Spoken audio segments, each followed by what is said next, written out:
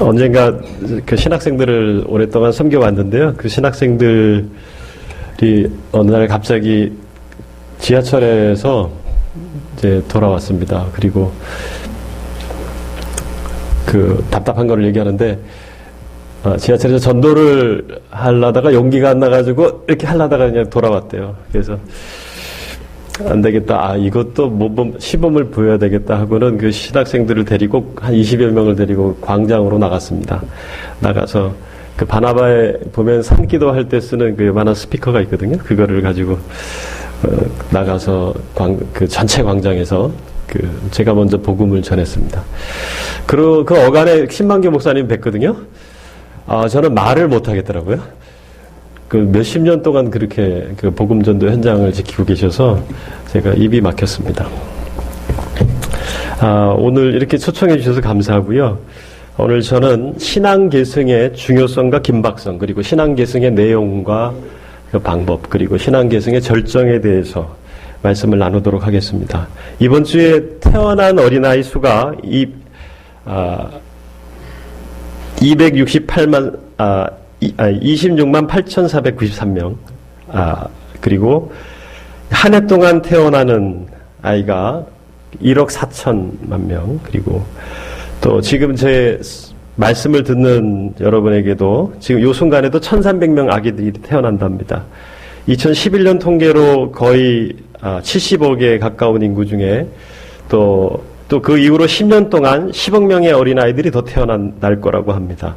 세계 인구의 3분의 1은 15세 미만이고, 또 전 세계 인구의 한 33%가 기독교 인구라고 하면 한 7억 6천만 명 정도가 어린아이입니다. 그 어린아이 세대가 스피리추얼 제너레이션이라고 부릅니다. 그때가 옥토밭이기 때문에 가장 복음을 받아들이기 쉽다. 시간이 지나면 돌짝밭, 이렇게 길가밭으로 바뀐답니다.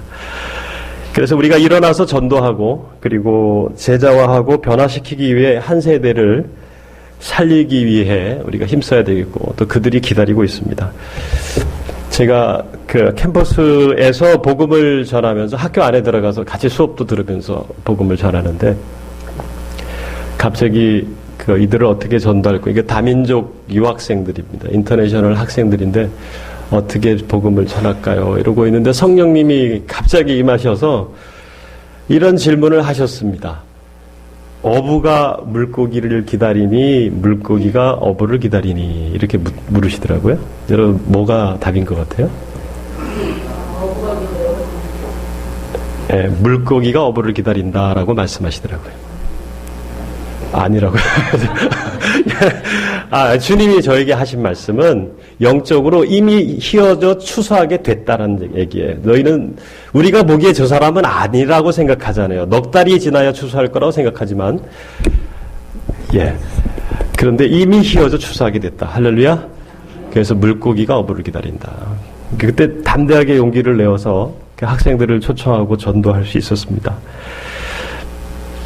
자, 성경의 지상명령은 크게 두 가지로 나뉘어집니다. 수평선교와 수직선교입니다. 플로 신학교 베냉겐 교수는 가장 큰 미전도 전도 집단을 20억 어린이 종족, 그 다음에 15억의 명목상의 기독교 종족입니다. 땅의 모든 족속이 너를 인하여 복을 얻을 것이라. 창세기 12장 3절. 이것은 수평선교요 다문화 선교입니다. 타문화 선교입니다. 뿐만 아니라 다음 말씀을 주목해야 합니다. 내가 그로 그 자식과 권속에게 명하여 여호와의 도를 지켜 의와 공도를 행하게 하려고 그를 택하였나니. 창세기 18장 19절. 그들에게 이르되 내가 오늘 너희에게 증언한 모든 말을 너희의 마음에 두고 너희의 자녀에게 명령하여 이 율법의 모든 말씀을 지켜 행하게 하라. 신명기 32장 46절. 이것은 수직 선교입니다. 자녀 세대를 제자화하라는 말입니다. 그러나 다음의 말씀이 현실이 되었습니다. 사사기 2장 10절에 그 세대의 사람도 다 그 조상들에게로 돌아갔고 그 후에 일어난 다른 세대는 여호와를 알지 못하며 여호와께서 이스라엘을 위하여 행하신 일도 알지 못하였더라. 여러분에게 묻겠습니다. 당신의 자녀는 어떠하십니까?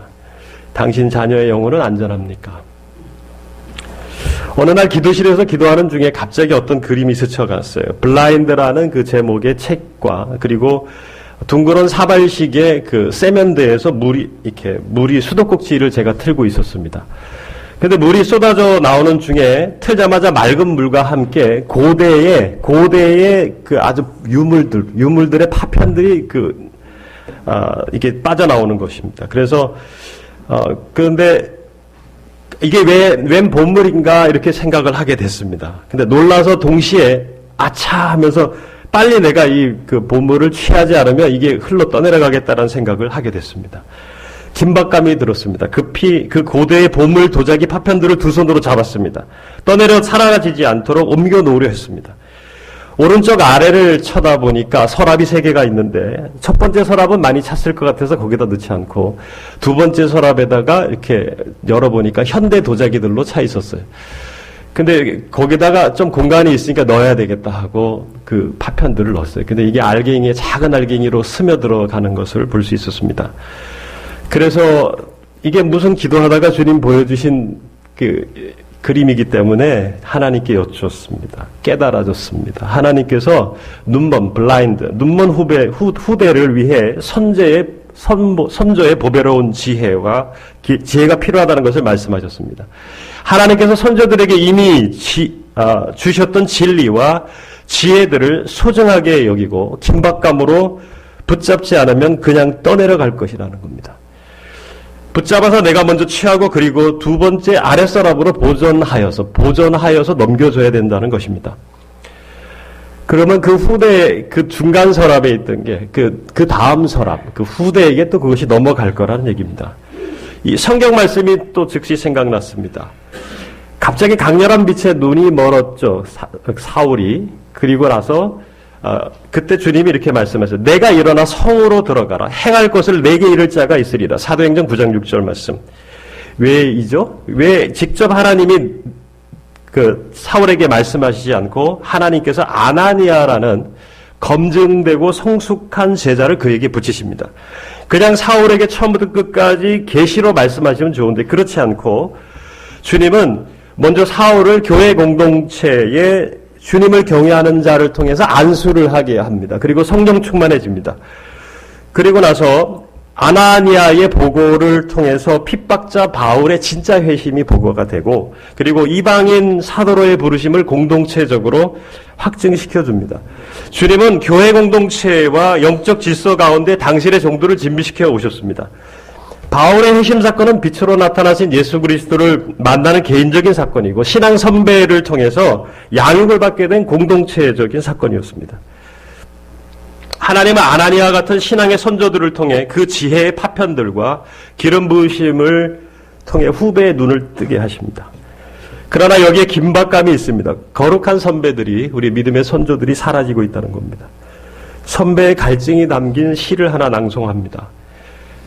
저의 영적 멘토인 이강천 목사님, 바나벌려론 지금 은퇴하신 전의 목사님이 은퇴를 앞두고 쓰신 시입니다. 느보산에 올라 내 걸음 예까지다 하오니 지나온 광야를 내려다 봅니다. 떼약볕 이글거리고 짐승 울부짖는 그 광야, 구름기둥과 불기둥이 그어온 발자국 헤어 봅니다. 발이 부르지 아니하고 의복 헤이지 아니하며 만나와 메추라기로 배불렀습니다. 느보산에 올라 내 걸음 예까지다 하오니 약속의 땅을 내려다봅니다. 젖과 꿀이 흐르는 그곳 여호수아만 든든히 세워주소서. 갈렙도 함께 있게 하소서. 백성들로 들어가 살게만 하소서.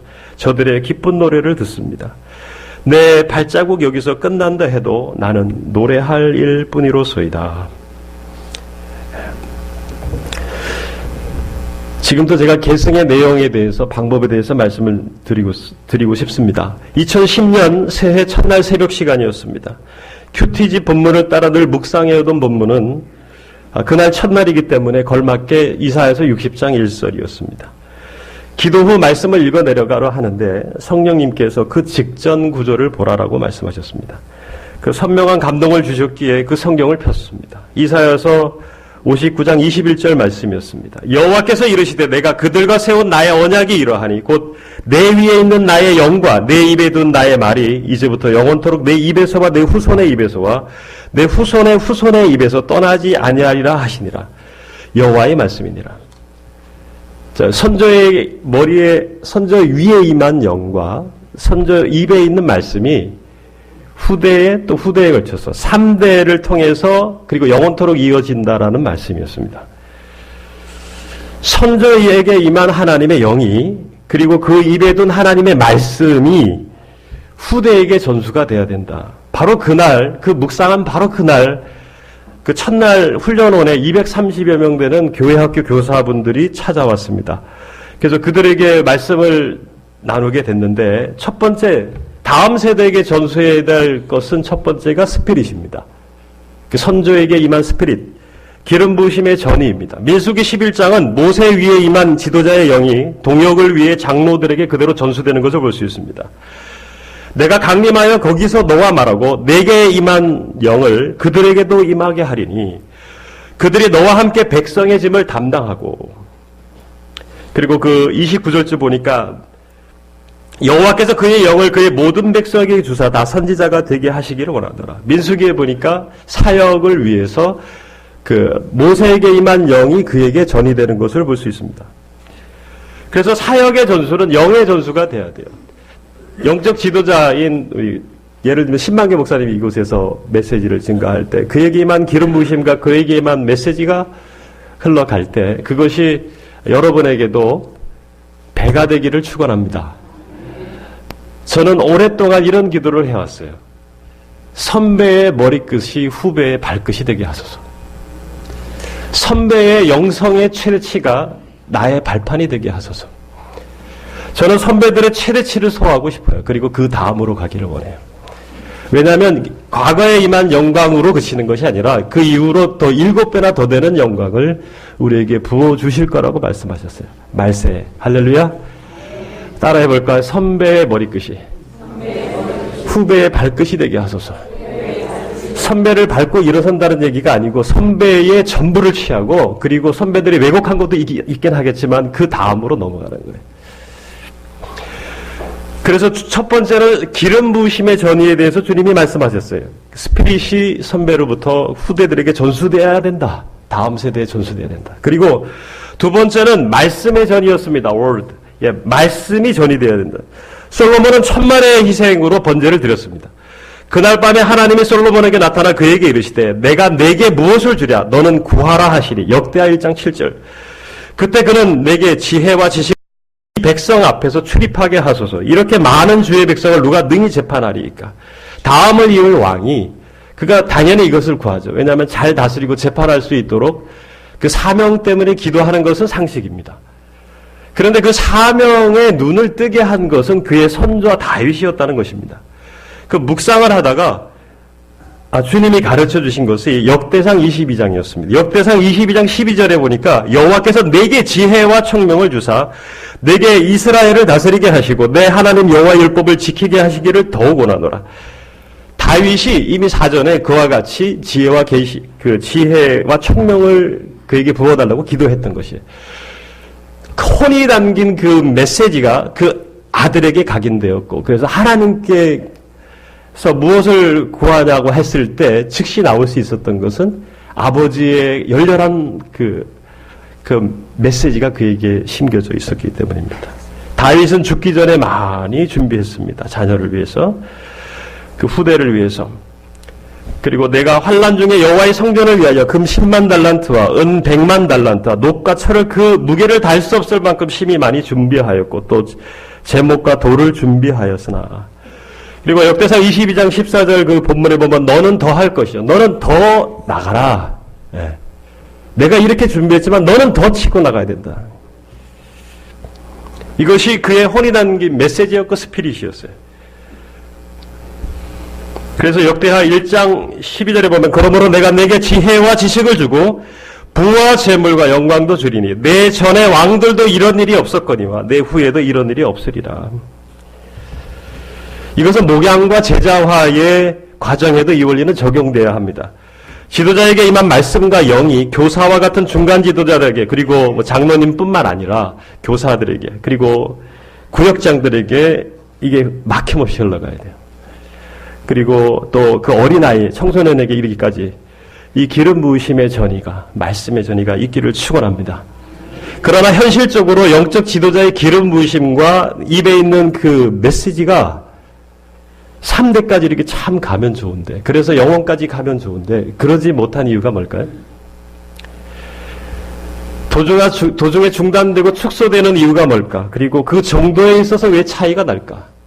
충만한 신만교 목사님의 기름 부으심과 메시지가 여러분 중간에서 이게 죽지 않고 계속 가야 되는데, 그죠? 근데 그걸 놓고 고민하는 중에 주님이 가르쳐 주셨습니다. 저희 훈련원에 650평 정도 되는 훈련원을 난방하려면 연료비가 많이 들어갔습니다. 난방비 절약을 위해 훈련원의 시설 관리를 담당하시는 박연호 목사님이 화목 보일러를 직접 제작해서 설치했습니다. 공사 중에 온수가 흐르는 파이프에 단열재와 열선 감는 일을 저는 돕게 되었습니다. 작업 중에 이런 말씀을 하셨습니다. 열 손실이 없으려면 화목 보일러의 파이프와 열을 순환시키는 모터의 열선을 감아야 한다. 추위에 순환 모터까지 얼 수 있으니까 이렇게 말씀. 그 순간에 갑자기 영감이 왔어요. 그렇지. 지도자에게 임한 불을 전달하려면 열 손실이 없어야 돼. 따라해볼까요? 열 손실이 없어야 돼. 그래서 주님은 갑절을 말씀하신 거예요. 왜 그리스도인들을 장자라고 부르고 장자에게 갑절을 준다고 하죠? 그러니까 맞이가 돼가지고 이렇게 뭐 재산을 나눠줄 수 있겠죠. 그런데 갑절을 주시는 이유가 뭘까요? 열 손수를 줄이고 멀리까지 열이 전달되려면 이뤄야 하는데, 제가 정리를 해봐요. 첫째는 재료가 좋아야 되고, 참나무의 화력은 1200도 가까이 올라가기 때문에 화목재로 하기 참 좋고, 둘째는 타오르는 불의 열기와 압력을 견뎌내는 두꺼운 강철 보일러. 셋째는 빠르게 순환시키는, 강력한 공기를 주입하는 공기 공급 모터. 넷째는 순환 파이프를 싸는 보온 덮개. 다섯째는 온수를 빠르게 순환시키는 중간 증폭 장치 등이 필요하다. 이 생각을 하고 있는 중에 갑자기 그 목사님이 더 멋있는 말씀을 하셨어요. 마찰은 누구에게나 있는데, 이제 저는 갑절로 증폭시켜야 된다라는 생각을 하게 됐는데, 그분이 이래요. 목사님, 따블이 중요하네요. 제가 따블, 여러분 더블 포션이 갑절이거든요. 배가 갑절인데 따블이 중요하네요. 그랬더니 그 목사님이 뭐라 그러는지 아세요? 따블요? 아니요. 따따블이 더 중요해요. 한번 따라해볼까? 따따블이 더 좋아요. 그 목사님은 한숨을 더 뜨셨습니다. 그때 그 얘기를 들을 때, 그렇지. 말세에는 사랑이 식어진다. 그렇지. 그러면 지금보다 더 따따블이 되어야 되겠네요. 이강천 목사님이 하셨던 말씀이 또 생각났습니다. 지금 시대는 일곱마기 시대입니다. 뜨겁게 기도하던 시대에서 우리는 뒤로 물러갔습니다. 그래서 그 틈을 타서 전에 쫓겨났던 귀신이 7을 더 데리고 들어왔습니다. 사회 모든 영역을 장악했습니다. 이전의 영광에서 우리는 멈췄습니다. 그 결과 계속 사단에게 밀린 것입니다. 이제 이 싸움에서 승리하려면 전의 부흥의 시대보다 배는 더 기도해야 합니다. 그래서 종말의 영성을 얘기하는 마태복음 25장에서 배로 남기라 합니다. 배로 남기시기를 축원합니다. 후대를 위해서 우리 교사들과 아비들이 최고의 영성을 유지해야 합니다. 여러분의 최고의 영성을 후배들에게 넘겨주고 천국 가시기를 축원합니다. 여러분의 최대치를 흡수해서 후배들이 넘어가게 하기 위해서요. 왜 이 일이 중요한가? 그런데 문제는 이렇게 그러면 열이 중간에 꺼지고 대가 끊어지는 이유가 뭘까요? 성경은 분명히 경건한 자손을 낳는 것에 대한 여러 가지 경고들을 얘기하는데 이혼을 금하기도 했고, 그것이 어린아이들을 실족하게 하기 때문이다. 그것이 경건한 자손을 끊는다고 말라기서 2장 15절 16절은 말씀하고 있습니다. 그 후손이 다시 신앙을 회복하기는 쉽지 않아요. 왜냐하면 부모를 통해서 사랑을 보잖아요. 자식을 향하여서 가장 큰 선물이 뭘까요? 부부가 사랑하는 겁니다. 공감이 되시나요? 부부가 사랑하는 것이 자식을 향한 가장 큰 선물입니다. 교회 학교 선생님들과 성도들이 사랑하는 것이 우리 후대 자녀들에게 큰 신앙 계승에 가장 중요합니다. 그러나 신앙 계승에 사활적으로 중요한 것이 있는데 골로새서 3장 21절에 아비들아 너희 자녀를 노엽게 하지 말지니 낙심할까 함이라. 너희 자녀를 노엽게 하지 말라 이런 말씀은 어느 경전에도 없어요. 성경에만 있어요. 우리는 맨날 충효만 가르쳐 왔잖아요. 유교 쪽에서. 그런데 자녀를 노엽게 하지 말라라는 메시지를 주목하십시오. 자녀를 노엽게 하지 말라. 아비들아 너희 자녀를 노엽게 하지 말라. 어떨 때 자녀들을 노엽게 하고 그들이 부모를 신뢰하지 않고 신앙도 끊어질까요?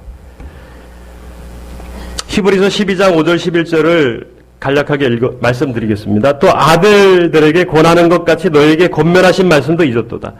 내 아들아 주의 징계하심을 경히 여기지 말며 그에게 꾸지람을 받을 때 낙심하지 말라. 주께서 그 사랑하시는 자를 징계하시고 그가 받으시는 아들마다 채찍질하심이라. 징계를 언급하시면서 낙심을 얘기하고 그 징계를 언급하시면서 사랑하는 아들아, 사랑하시는 자야, 그가 받으시는 아들아 이런 표현이 같이 나와요.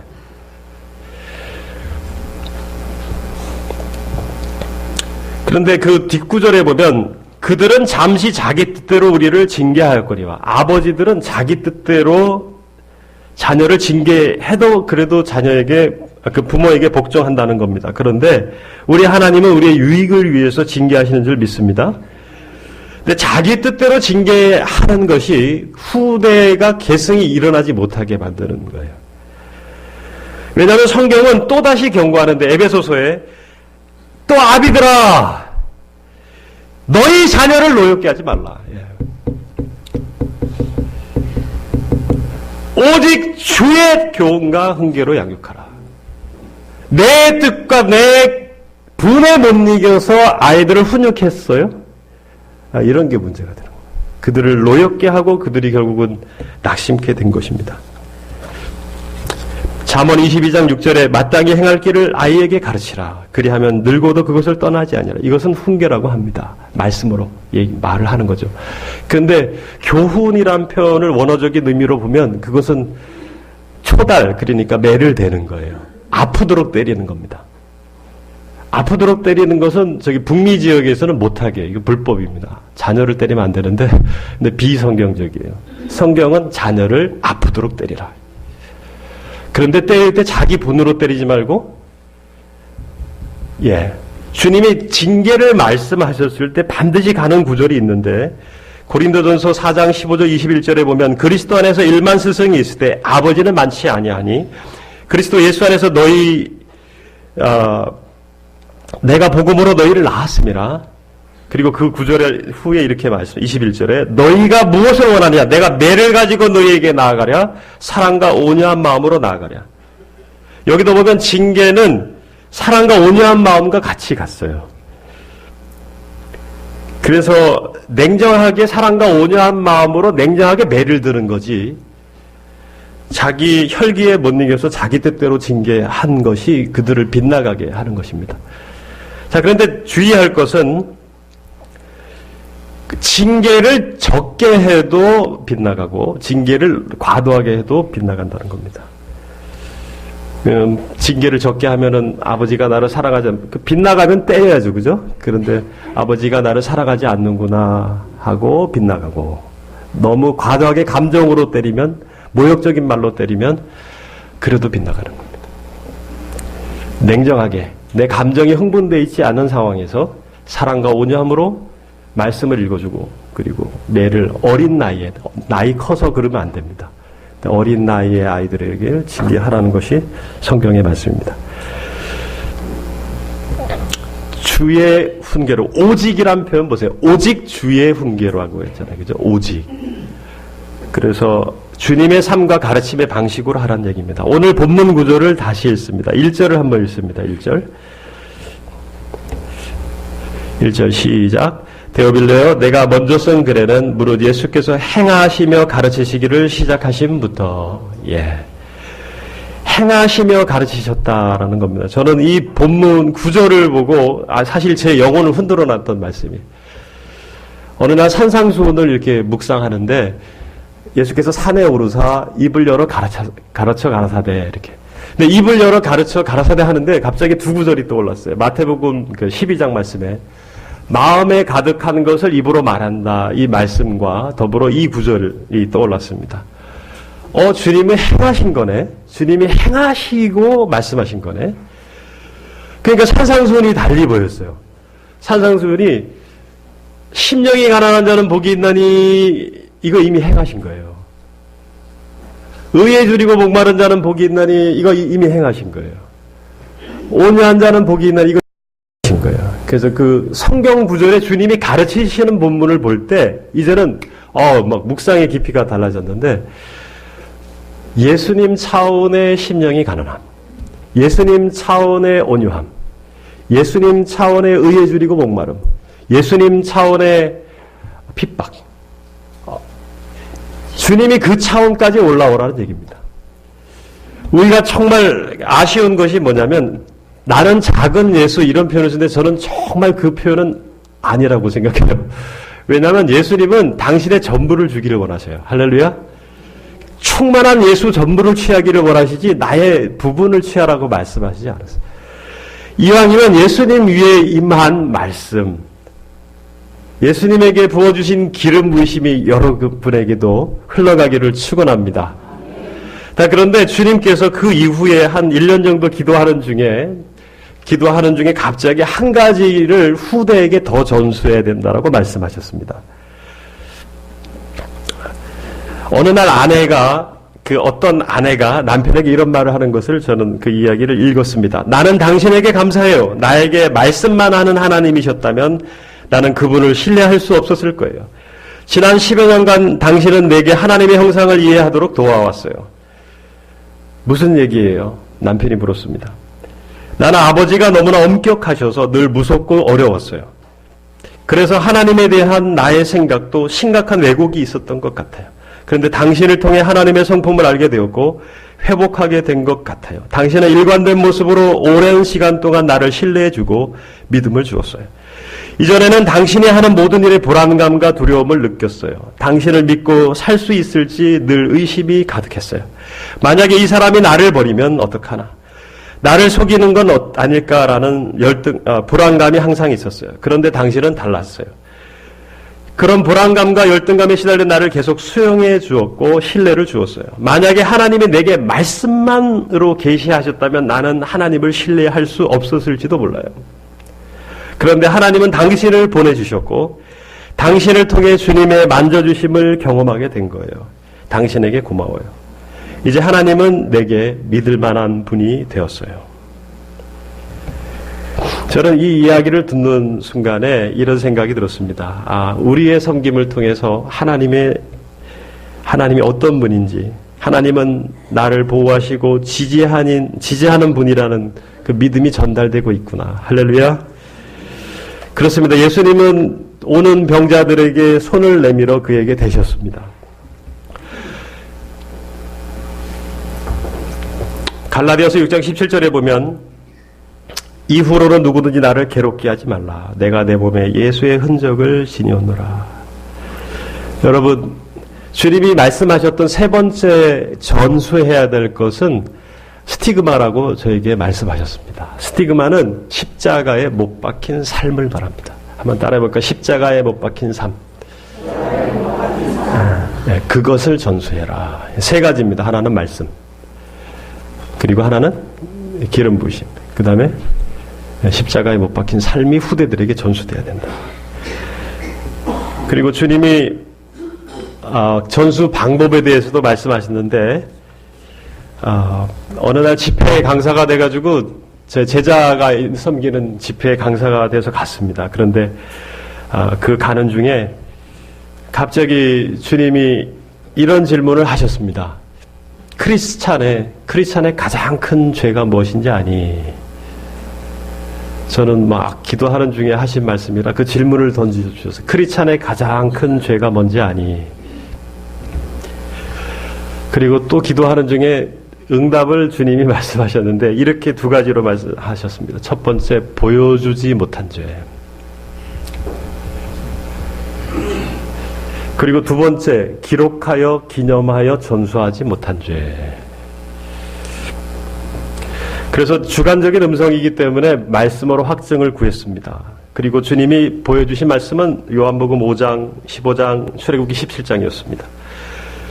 그러므로 예수께서 그들에게 이르시되 내가 진실로 진실로 너에게 이르노니 아들이 아버지께서 하시는 일을 보지 않고는 아무것도 스스로 할 수 없나니 아버지께서 행하시는 그것을 아들도 그와 같이 행하느니라. 아버지께서 보여주셨다는 거예요.